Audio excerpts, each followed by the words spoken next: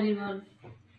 মসিনীল সরস্বতী মশাদা শেষতী গণপতি লাগিল লিখিতে, ব্যাসের মুখ নিঃসৃত গণেশে নিজ হস্ত, লিখিত ভারত ভাগবত আমি অতি অভাজন, সাধন ভজনহীন বিদ্যাহীন না জানি সংস্কৃত।